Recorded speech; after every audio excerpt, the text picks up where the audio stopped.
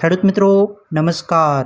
આ ખેડૂતો માટેની ચેનલમાં હું ગણેશભાઈ તમારું હાર્દિક સ્વાગત કરું છું।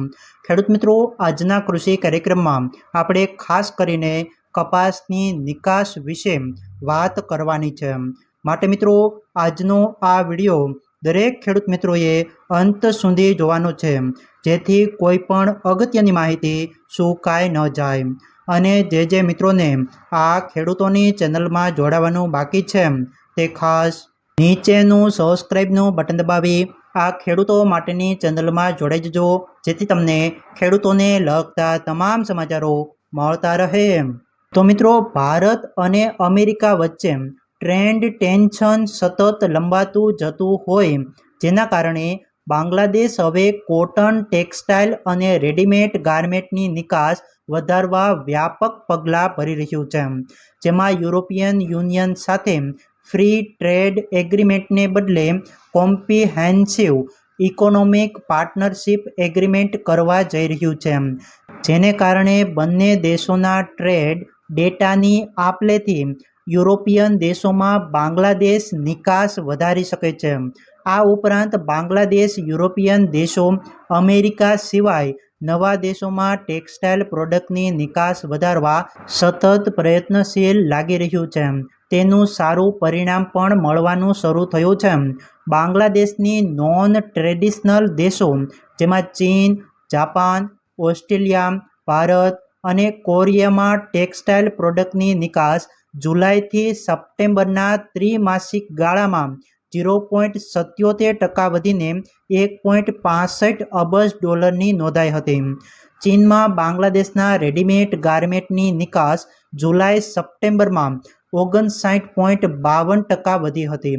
આ ઉપરાંત નવા દેશો સાઉદી અરેબિયા, ચીલી અને બ્રાઝિલમાં પણ રેડીમેડ ગાર્મેન્ટની નિકાસ વધી હતી। બાંગ્લાદેશની ઓવરઓલ ટેક્સટાઇલ પ્રોડક્ટ અને રેડીમેડ ગાર્મેન્ટની નિકાસ જુલાઈ-સપ્ટેમ્બર દરમિયાન 4.79% વધીને $9.97 અબજ નોંધાઈ હતી। અમેરિકામાં આ 3 મહિનામાં એક્સપોર્ટ 8.60% વધીને $2.01 અબજ અને બ્રિટનમાં 6.74% નિકાસ વધીને $1.21 અબજ અને યુરોપિયન દેશોમાં નિકાસ 3.14% વધીને $4.74 અબજ થઈ હતી। મિત્રો બ્રાઝિલમાં હાલ કપાસનું વાવેતર શરૂ થઈ ચૂક્યું છે, ત્યારે ત્યાંની અગ્રણી એગ્રી બિઝનેસ કન્સલ્ટન્સી કોનેબેએ કપાસનું વાવેતર 2.5% વધીને 21.38 લાખ હેક્ટર થવાનો અંદાજ મૂક્યો છે।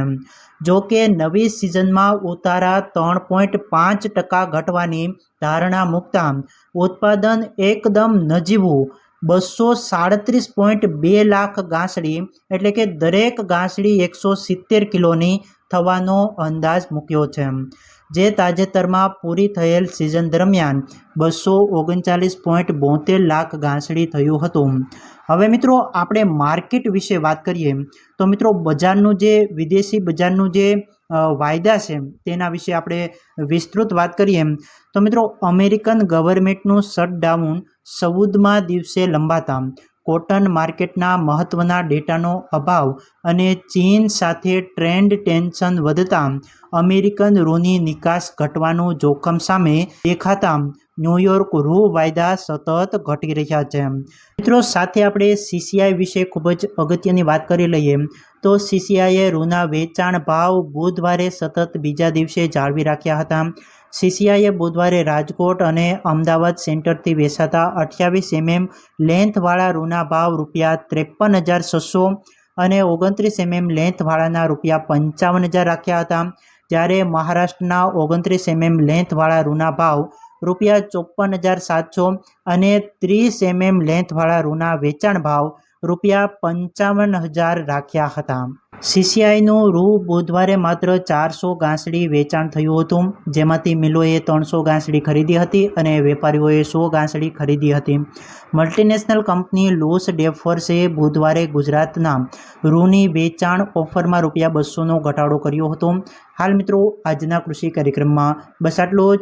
આ વિડીયો પસંદ આવ્યો હોય તો એક લાઇક આપી દેજો, દરેક મિત્રો સાથે શેર કરજો। ફરી મળીશું. જય જવાન જય કિસાન.